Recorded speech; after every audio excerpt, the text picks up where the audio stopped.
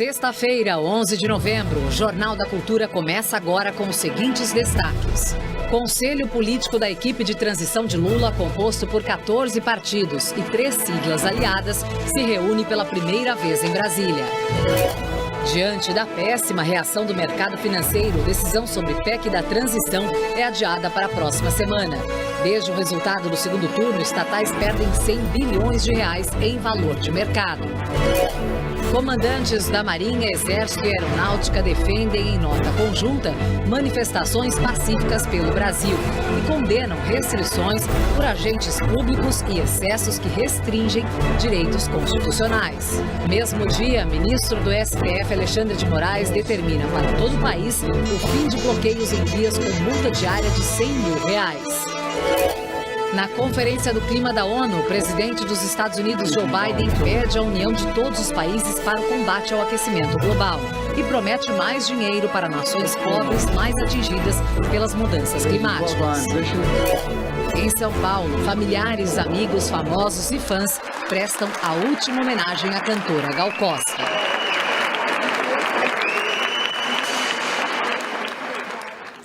Olá, boa noite. Na bancada temos a presença da jornalista do jornal Folha de São Paulo e pesquisadora da Universidade de Colômbia, Patrícia Campos Melo, e também do filósofo Luiz Felipe Pondé, diretor do Laboratório de Política, Comportamento e Mídia da PUC. E você pode fazer comentários pelo Twitter na hashtag Jornal da Cultura. Boa noite, Patrícia. Boa noite, Karen. Bem-vinda. Boa noite, Pondé. Boa noite. Boa noite.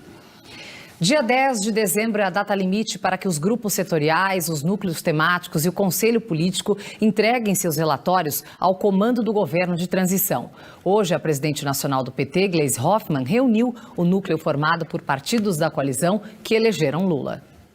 O grupo é formado por 14 partidos: PSB, PT, Solidariedade, PV, PSOL, PCdoB, Rede, Agir, PROS, Avante, PDT, PSD, MDB e Cidadania, que é representado apenas pela líder do partido no Senado, Elisiane Gama, do Maranhão. É que a legenda dela formou uma federação com o PSDB. Assim, as duas siglas têm que atuar em conjunto por pelo menos até 2026.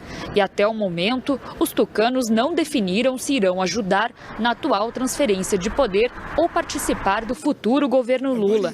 O MDB não enviou representante à reunião. Em relação à presença do MDB, é que a indicação era do senador Renan e do senador Jader, mas ambos estavam viajando. Que nós fizemos na sexta-feira. Então, na próxima reunião, o MDB estará conosco. Mas nos bastidores, Renan não teria concordado com a aproximação da equipe do novo governo com o Centrão, o grupo dos partidos que controla o Congresso Nacional há décadas. Na reunião de hoje, os partidos cobraram mais cargos no governo de transição. Em resposta, Gleisi determinou que as siglas poderão indicar nomes para qualquer uma das áreas, desde que haja afinidade com o tema.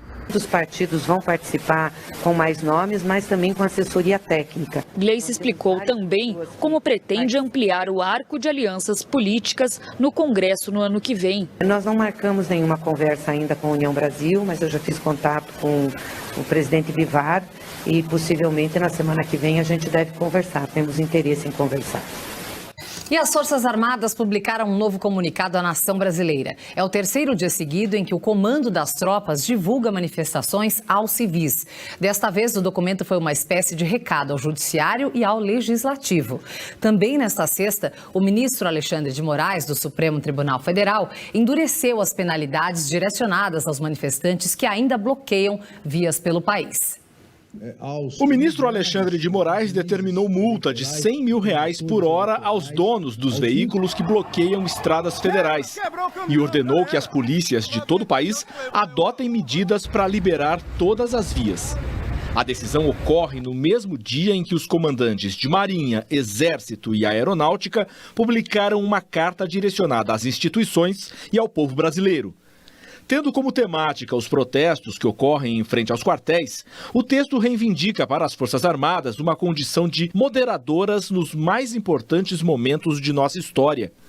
Trata-se de um papel que não está previsto na Constituição brasileira. As Forças Armadas não têm um papel moderador, ela tem que obedecer a uma cadeia de comando onde o seu comando principal são os poderes civis constituídos da nação.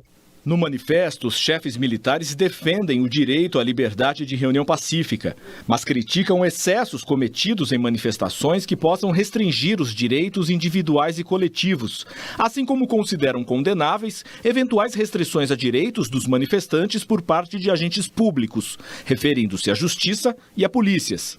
Os comandantes fazem também um chamado ao legislativo para corrigir possíveis arbitrariedades ou descaminhos autocráticos que possam colocar em risco o bem maior da sociedade, que eles identificam como a liberdade. O texto ecoa discursos do presidente derrotado Jair Bolsonaro. Essa nota continua reafirmando o papel dos militares enquanto tutores do processo democrático brasileiro, o que é extremamente grave, porque, mais uma vez, são as Forças Armadas tentando constranger um dos poderes estabelecidos do país, como se elas fossem, elas próprias, as Forças Armadas, um poder dentro do país. Embora não tenha a assinatura do ministro da Defesa, Paulo Sérgio Nogueira de Oliveira, a pasta comandada por ele também publicou a íntegra do documento nas redes sociais. A manifestação provocou reações. A presidente do PT, Gleisi Hoffmann, disse que não é papel dos comandantes militares opinar sobre o processo político, muito menos sobre a atuação das instituições republicanas. Esta não é a primeira vez que comandantes militares fazem manifestações sobre a esfera civil do Estado. Em 3 de abril de 2018, às vésperas do julgamento pelo Supremo Tribunal Federal de um habeas corpus em favor de Lula, o então chefe do Exército, general Eduardo Vilas Boas, usou uma rede social para enviar o que foi entendido como um recado à corte. No texto, Vilas Boas disse que o Exército repudiava a impunidade e ainda que a instituição se mantinha atenta às suas missões institucionais. Na compreensão final de todo o contexto do que é o papel das forças, era melhor não ter tido uma nota, era melhor não ter tido um tweet, né? Era melhor não ter tido um comportamento que pudesse gerar uma compreensão dúbia sobre um papel político. Elas não são parte do processo político. Há outras instituições que são parte. Pontos que o pastor Silas Malafaia, e eu vou passar para você, ele está incomodado, né? Ele falou o seguinte: quando eram os atos de quebra-quebra da esquerda, a imprensa não chamava os atos de antidemocráticos. E agora, essas manifestações da direita estão sendo chamadas de golpe e de manifestações antidemocráticas. Então, isso também é um debate constante entre eles na rede. Eu lembro que as manifestações de 2013 receberam um tratamento da polícia bastante claro. Né? Então, sim, muito claro, 2013. A polícia, inclusive, teve uma colega da Folha que levou um tiro de borracha no olho, né? A impressão que eu tenho nessa história de guerra espiritual, assim, a gente nunca deve menosprezar a capacidade de pensamento mágico dos seres humanos, né? Muita gente passa grande parte do tempo da sua vida no pensamento mágico, imaginando poderes invisíveis, aquelas coisas que apareceu o cara falando que tem um dragão vermelho. É assim, religiões, assim como o cristianismo, são corpos históricos e culturais que dentro tem várias tensões eternas de interpretação, né?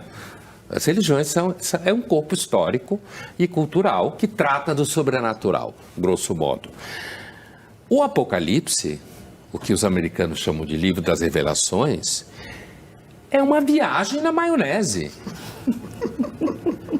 Quem lê tanto que dá um filme muito louco nos Estados Unidos. É uma viagem na maionese. Você fala que tem um dragão pairando sobre o país, para um cara que lê o Apocalipse e entende que aquilo está prevendo o futuro, para ele é a mesma coisa. Então, o que eu estou tentando dizer é o seguinte: há uma corrente que vem do judaísmo, que é a corrente apocalíptica, que tem tendência paranoica, que lê o fim do mundo aparecendo a todo momento, e que essa tendência aparece nessa hora. Essa hora de dizer que então vai acontecer uma desgraça, que tem uma luta contra o bem e o mal, que o espírito, há um embate espiritual, e isso alimenta as pessoas. O dia foi mais positivo hoje no mercado financeiro. O governo eleito adiou o encaminhamento da PEC da transição para a semana que vem, depois da forte reação negativa dos investidores. No rescaldo das oscilações do mercado, o índice Bovespa, que reúne as principais empresas da B3, fechou hoje em alta de 2,3%. A Petrobras seguiu o ritmo. Já o dólar finalizou a semana em queda de 1%, a R$ 5,33. Foi uma reação dos investidores ao adiamento da proposta de retirar do teto de gastos todo o Bolsa Família, dentro de um pacote de investimentos de 175 bilhões de reais para 2023. O texto deve ser apresentado na quarta-feira que vem ao Senado e à Câmara. O adiamento abre espaço para afinar o texto da PEC da transição e dar tempo para o mercado digerir o gasto extra. Tem que tomar cuidado porque, olha, tudo bem, tem que fazer política social, tem que cuidar das pessoas, mas eu não tenho dúvida que se a macroeconomia estiver desarrumada, não tem política social que dá conta, porque a inflação vem e arrasa tudo. Segundo reportagem publicada pela CNN, o Citibank recomendou a redução de investimentos no Brasil. A análise fala em engano. O mercado parecia ter se convencido que o presidente Lula seria fiscalmente ortodoxo. O fluxo de notícias mais recente agora coloca essa hipótese em dúvida.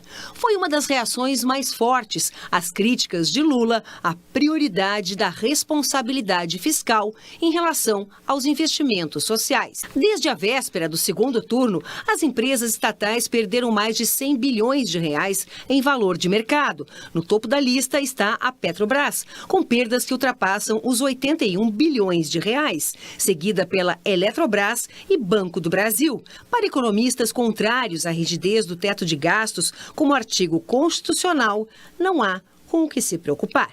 Essas flutuações do mercado são, até certo ponto, previsíveis. O mercado flutua ao sabor de boatos, ao sabor de informações, e há por aí uma disputa de poder, que é uma tentativa do poder econômico financeiro de ocupar o máximo de espaço possível no governo eleito. Então, é um jogo de lobby, na verdade, que acontece, né? Uma pesquisa mostra que a internet continua sendo palco de disputa política entre vencedores e derrotados após as eleições. Grupos de religiosos, principalmente evangélicos, ligados ao presidente Jair Bolsonaro, usam as redes sociais para defender a narrativa de luta do bem contra o mal e que o adversário, no caso Lula, precisa ser derrotado. A mensagem é espalhada fora das igrejas, nas redes sociais.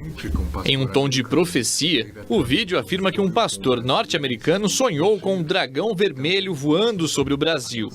Em outro, um pastor insinua que o presidente eleito, Luiz Inácio Lula da Silva, pagará por pactos com o demônio. E Deus diz assim, olha, haverá luto também na bandeira do PT. Devido ao pacto que eles fizeram com Satanás. Durante a campanha eleitoral, o Brasil experimentou uma espécie de guerra santa.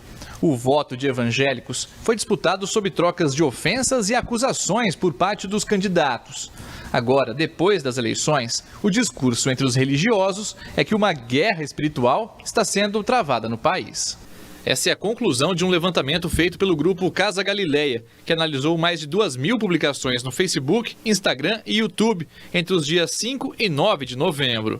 O termo guerra espiritual é usado por esses grupos como uma referência de luta do bem contra o mal, representado por Bolsonaro, no caso, o bem, contra Lula, o mal. Foi mobilizado esse discurso de que vê o adversário político como um inimigo a ser eliminado. Isso é típico desse movimento de extrema-direita que a gente tem visto, não só no Brasil, mas em outros lugares do mundo. Os atos que pedem intervenção militar em frente aos quartéis têm apoio da extrema-direita evangélica. Alguns líderes religiosos incentivam o povo a continuar os protestos nas ruas, com cobranças ao Tribunal Superior Eleitoral e ao ministro Alexandre de Moraes sobre a lisura do processo eleitoral. Você recebe de um amigo, você recebe de um parente, muitas vezes por pastores, por lideranças religiosas que têm, às vezes, outros interesses e acabam difundindo mensagens que são falsas, que são antidemocráticas, que demonizam adversários políticos, e isso tem efeitos como o que a gente está assistindo esses dias. Patrícia, há como frear essa guerra santa? Frear é difícil, né? Desinformação é uma praga. Mas é interessante a gente pensar quando que começou a ganhar atração essa narrativa de que o PT persegue cristãos e que em junho, quando o Daniel Ortega, o ditador da Nicarágua, começou efetivamente a perseguir religiosos, fechar a igreja, isso foi era tudo que esse núcleo desinformador precisava, né? Ou seja, é um raio de verdade, uma semente de verdade, um monte de mentira. Daí isso começou a crescer, né? Isso foi com certeza a fake news que mais teve efeito nessa campanha eleitoral, assim, tirando a história de fraude eleitoral. E é uma coisa que eles estão mantendo isso para você manter essa base mobilizada mesmo. O presidente americano Joe Biden prometeu mais dinheiro para o combate ao aquecimento global hoje durante a Conferência do Clima no Egito. Mas os jovens que viajaram para o norte da África de várias partes do mundo conseguiram chamar ainda mais atenção. Eles estão cansados de promessas e cobram rapidez em ações de governo. A chegada do presidente americano Joe Biden ao Egito mexeu com a rotina e as expectativas do evento que discute as mudanças climáticas. No discurso, o presidente do país mais rico do planeta pediu desculpas pelas ações de seu antecessor Donald Trump, que havia decidido retirar os Estados Unidos do Acordo de Paris. Biden, agora de volta ao acordo, prometeu que vai liderar os esforços contra a crise climática e mais dinheiro para ajudar os países pobres a fazer a transição para fontes de energia renováveis. Por causa da presença de Biden, a cidade de Sharm el-Sheikh ganhou um grande reforço na segurança. Os policiais exibiram suas armas de fogo no meio da rua. Mas, como sexta-feira é dia de festa, os jovens foram ao encontro da cúpula com outro tipo de arma: a música. As palavras de ordem, ouvidas em diferentes línguas, dentro e fora do plenário. Idiomas diferentes com a mesma mensagem. Os jovens estão cansados do que eles consideram um blá blá blá de promessas nunca cumpridas. A desconfiança em relação aos líderes mundiais é tanta que a ativista sueca Greta Thunberg não se deu ao trabalho de ir até o Egito. Preferiu protestar em seu próprio país. Hoje, ela até brincou com um globo terrestre em Estocolmo. Mas o discurso dos ambientalistas não está para brincadeira. Eles não querem esperar uma mudança de atitude no ano que vem. Cobram ações concretas hoje e agora. Na floresta amazônica, o barulho que se ouve, infelizmente, é outro. Dados divulgados hoje mostram que o desmatamento na Amazônia e em outros biomas do Brasil continua avançando. Em outubro, mais um recorde negativo na área ambiental. 904 quilômetros quadrados de verde foram derrubados na região. É o maior índice para o mês desde 2015. É como se o governo estivesse surdo para todo o barulho que se faz no mundo contra a devastação das florestas, uma das causas do aquecimento global. Jornal Nacional. Boa noite. Olá, boa noite. O Conselho Político da equipe de transição se reúne em Brasília. E deixa para apresentar depois do feriado a proposta de emenda à Constituição para pagar o Bolsa Família no ano que vem. Os alertas de desmatamento na Amazônia batem recorde histórico no mês de outubro. Na conferência da ONU, o presidente dos Estados Unidos anuncia a ajuda à África para combater as mudanças climáticas. A bandeira ucraniana volta a tremular na principal cidade ocupada pela Rússia na guerra. Condenado no Rio a 45 anos de prisão, o ex-marido que matou uma juíza na frente das 3 filhas. Documentos digitais passam a ser aceitos no Enem 2022. Parentes, amigos e fãs se emocionam na despedida de Gal Costa. O samba brasileiro comemora os 80 anos de Paulinho da Viola. Na série sobre a Copa do Mundo, o maestro que orienta colegas dentro e fora de campo. O Jornal Nacional começa agora. A equipe de transição do futuro governo discute com aliados se vai propor a retirada do Bolsa Família do teto de gastos por 4 anos ou de forma permanente. O texto da proposta de emenda constitucional deve ser divulgado na quarta-feira que vem. O Conselho Político é formado por 14 partidos. Apenas o MDB não estava presente na reunião de hoje. Os senadores Renan Calheiros e Jader Barbalho estão viajando. A coordenadora de articulação política do governo de transição, Gleisi Hoffmann, disse que o futuro governo quer ampliar as conversas com a União Brasil pelo apoio do partido. O Conselho discutiu a proposta de emenda à Constituição para pagar o Bolsa Família no ano que vem. A previsão inicial era de que a equipe de transição apresentasse hoje a proposta de emenda à Constituição para retirar o Bolsa Família do teto de gastos. Mas o anúncio só deve acontecer na quarta-feira que vem. Líderes partidários pediram mais tempo e fizeram sugestões de mudanças na proposta, entre elas a duração da retirada do Bolsa Família do teto de gastos. O orçamento para o ano que vem, enviado pelo atual governo, já prevê um benefício médio de R$ 405 para o Bolsa Família, são R$ 105 bilhões no total.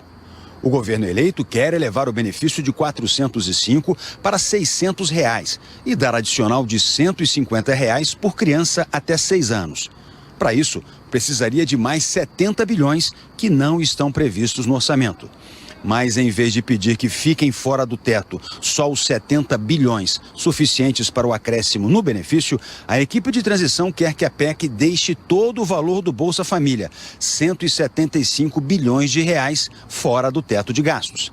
O futuro governo pretende usar os 105 bilhões dessa folga, que seria criada no orçamento, em outros programas, como merenda escolar e também em investimentos.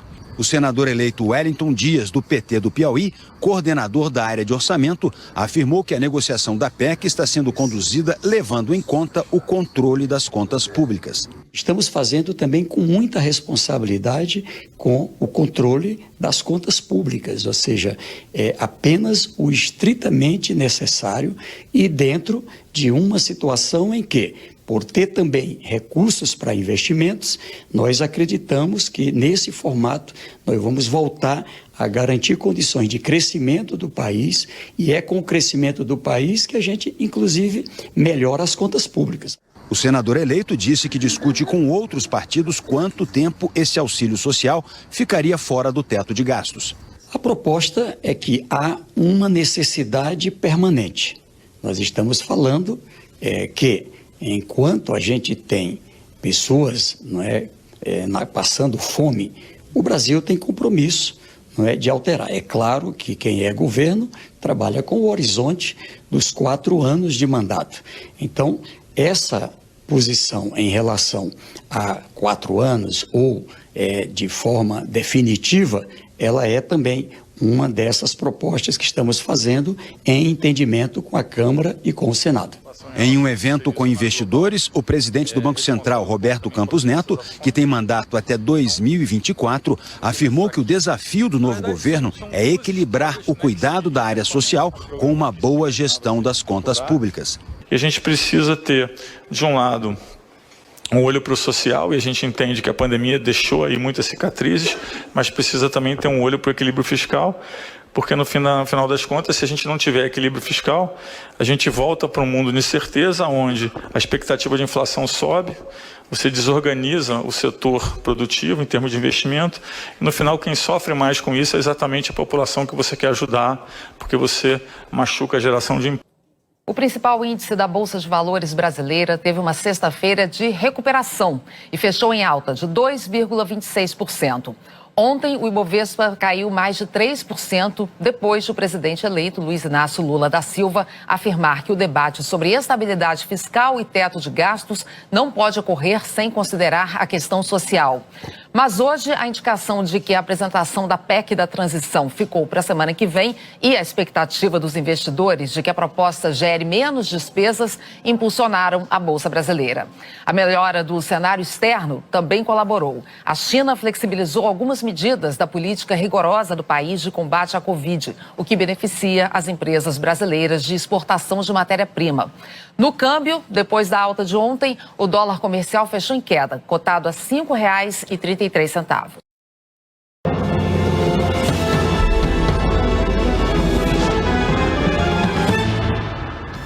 Bolsa de Valores fecha em alta e dólar em baixa um dia após declarações do presidente eleito Luiz Inácio Lula da Silva, que causaram apreensão no mercado financeiro. O presidente nacional do PT afirma que o mercado não tem que se preocupar. Conhece quem é Lula, sabe como ele trabalha com as finanças públicas, a responsabilidade que tem e também conhece o compromisso social que ele tem. Ele falou isso durante a campanha inteira. A apresentação do texto da PEC da transição é adiada para depois do feriado. E grupo responsável pela saúde prepara relatório para revogaço de decisões do atual governo sobre a pandemia. Bloqueios ilegais de rodovias. Ministro Alexandre de Moraes autoriza policiais de todo o país a desfazerem atos antidemocráticos. Preço do litro da gasolina nos postos sobe pela 5ª semana seguida e passa de R$ 5,00. E a despedida, a Gal Costa, ícone da música popular brasileira, é enterrada em São Paulo.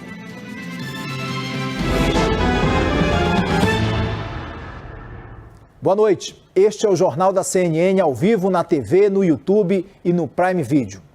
A gente começa falando sobre a transição de governo. Hoje foi dia de reuniões dos grupos de economia e política. Na pauta, um dos principais assuntos que foi a PEC para permitir os gastos acima do teto. E a apresentação da PEC da transição ficou para depois do feriado mesmo. O grande ponto de interrogação sobre esse texto é quanto ao Bolsa Família, né? Por quanto tempo aí ele vai ficar fora do teto de gastos? Boa noite para você, 6 horas em ponto, pelo horário de Brasília. Eu sou o Diego Sarza, tá no ar o All News, último da semana, hein? Dia 11 de novembro de 2022. Seja muito bem-vindo e bem-vinda aqui a mais uma edição do programa. Você pode participar, assistir a gente no UOL, também nas nossas redes sociais, todos os dias, 8 da manhã, meio-dia, com a Fabiola, comigo aqui às 6 da tarde. Também nas redes do UOL, Facebook, TikTok, no Twitch e no YouTube. Estou com a transmissão aberta aqui. Se chegar mensagem e se der tempo também eu registro aqui as participações, tá certo? Vamos lá que temos pouco tempo nessa sexta-feira e eu quero começar falando sobre o balanço da transição da semana, né? Aliás, entrou um texto que não tinha nada a ver, mas pode voltar lá que é exatamente isso. Logo embaixo ali estava certinho. Quero começar falando sobre... Não, pode voltar lá. Eu vou abrir aqui então no meu computador que vai ficar mais fácil da gente falar. Vamos lá, pessoal. Eu quero falar sobre o rendimento médio da população, né? O rendimento médio mensal dos brancos é praticamente o dobro do rendimento de negros. E essa distância aumentou no último ano no Brasil. É o que mostram os dados da segunda edição do estudo Desigualdades por Cor ou Raça, elaborado pelo IBGE. Segundo o levantamento, o rendimento médio domiciliar per capita dos brancos em 2021 foi de R$ 1.866 por mês, enquanto a população negra teve rendimento de R$ 965. Bom, esse sim é o assunto para a nossa entrevista, um deles com a ex-ministra do Desenvolvimento Social, Tereza Campelo. Leonardo Sakamoto me acompanha para a entrevista. Os pingos nos is. Jovem Pan.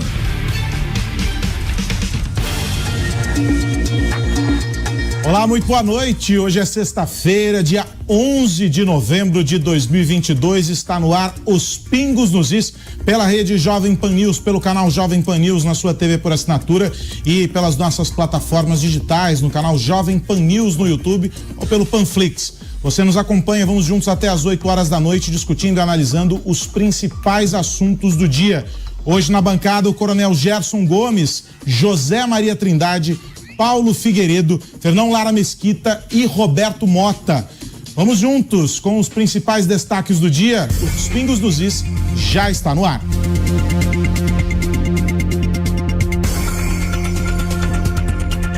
As Forças Armadas divulgaram na manhã desta sexta-feira uma nota conjunta na qual condenaram eventuais restrições a direitos por parte de agentes públicos e eventuais excessos cometidos em manifestações ao redor do país. O comunicado é assinado pelos comandantes da Marinha, do Exército e da Aeronáutica. Em 8 parágrafos, os militares ressaltaram os valores e tradições das forças, sempre presentes e moderadoras, para assegurar compromisso irrestrito e inabalável com a democracia e com a harmonia política e social.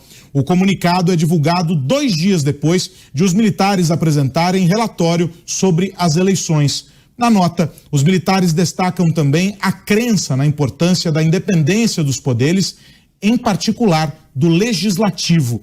a quem as Forças Armadas chamam de Casa do Povo.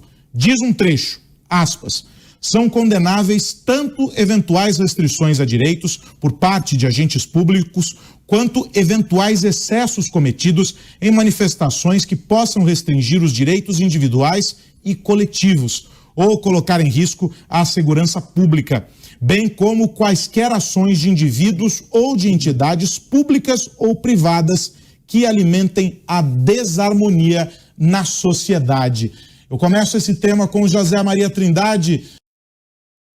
Hoje teve classificação aqui em Interlagos para o GP São Paulo de Fórmula 1 deste domingo. Com uma grande surpresa que fez a torcida vibrar muito, afinal a equipe é pequena e ele não era favorito. Kevin Magnussen da Haas larga na pole amanhã. Um dia histórico aqui em Interlagos. Amanhã é a sprint que a Band transmite ao vivo a partir das 4 da tarde e que define o grid de largada da corrida do domingo. E ainda tem uma entrevista exclusiva da Mariana Becker com o bicampeão Max Verstappen. Proposta para garantir pagamento de programas sociais no início do governo Lula deve ser entregue depois do feriado, quarta que vem. Senador eleito do PT que negocia o projeto no Congresso diz que a PEC da transição terá responsabilidade com as contas públicas. Rodoviária, estrada, aeroporto. Os caminhos para o último feriado prolongado do ano. Primeira parcela do 13º está chegando para garantir o presente de muita gente. Nas lojas, luzes e cores para o clima do Natal. O primeiro sem restrições depois de 2 anos. As internações por Covid dispararam. É importante tomar as doses de reforço da vacina. Na Conferência do Clima, Joe Biden renova compromisso contra a poluição. Animais órfãos ganham uma ajuda fofa. É uma campanha para a doação de bichos de pelúcia para eles. O Jornal da Band está no ar.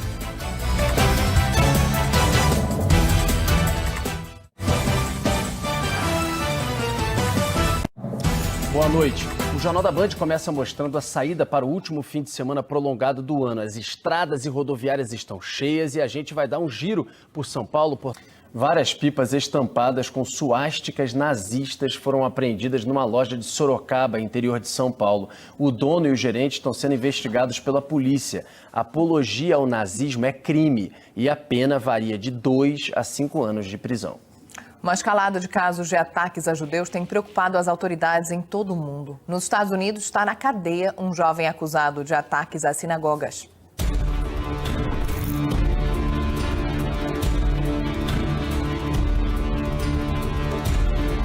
Há pouco mais de 100 anos, em 1921, Adolf Hitler se tornava líder do partido nazista na Alemanha. Décadas depois, a mais destrutiva guerra da história e o Holocausto. Mais de 6 milhões de judeus mortos. Histórias do passado que preocupam o presente e o futuro. Protestos neonazistas têm ganhado força na Alemanha. No Brasil, uma investigação sobre saudações nazistas durante o hino nacional em manifestações após a eleição. E aqui nos Estados Unidos, frequentes tentativas de ataques contra judeus.